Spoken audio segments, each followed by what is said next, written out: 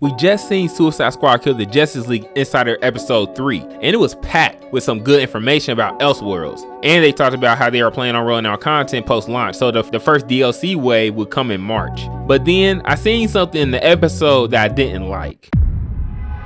Okay, what I'm referencing to that I didn't like is something I talked about in an early video about replayability and adding characters as DLC. Now, all DLC characters post-launch will be free in Suicide Squad.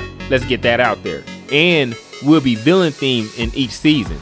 And each season will have 2 episodes. I think the DLC characters will be from the villains we face in those episodes. Sort of like doing a mission for the villain, and then after completing the mission, they join your team. You know, something in that area. In episode 3 trailer, the developer said each villain will be themed in the seasons. Then we see the Joker themed part of town. So, in my opinion, that is how they plan on rolling out the DLC or introducing them into Task Force X. But this is just my opinion. But moving on from that, the Joker will be the first DLC character to be in Task Force X. Cool idea, I get it.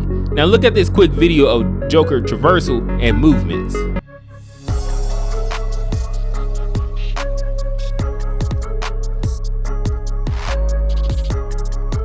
So we just seen how the Joker move in the gameplay, but something stood out to me. I'm not sure if it stood out to you. The Joker movement reminded me of a Fortnite character. Maybe it's using the umbrella as its reversal, or it's the environment from the Joker POV or point of view. But it feels kind of out of place if you watch the video or his segment in the episode 3. The umbrella as a traversal kind of makes sense, but the movement looks real different from the main core of Task Force X members. This is still not the final product of the game, so this is close to what it will look like. I get that each character must have their own traversal and movement, and it's supposed to be dynamic to that character.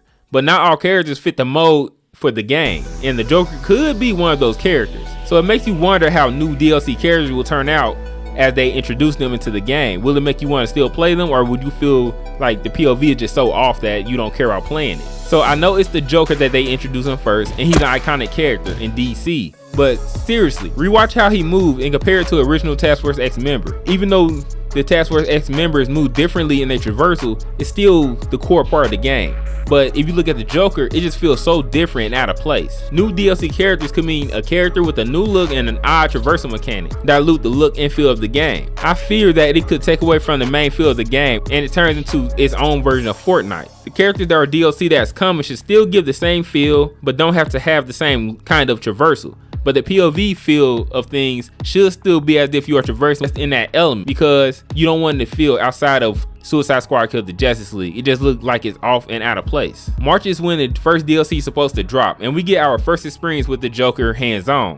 Whatever the characters follow that give more of a feel and traversal and point of reference of Suicide Squad killed the Justice League, and not something that make you question if you're still playing the same game. So tell me, what do you think of this Joker version, and let me know in the chat. The developers are definitely ramping up their presence for the game, so stay tuned.